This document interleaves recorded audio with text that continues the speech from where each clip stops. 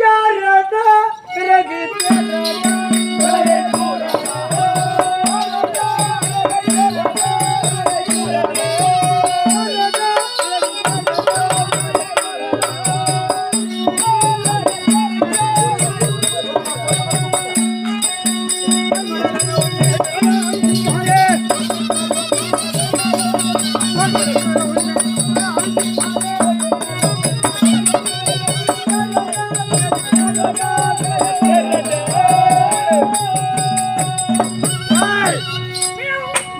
நாடு பஞ்சமில்லாத நாடு.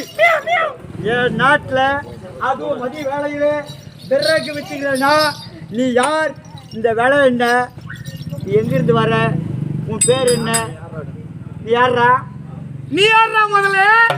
என் நாட்டிலே வந்து என்ன யாரான்னு என்ன யாரு நீ யாரா? மரியாதையா பேச.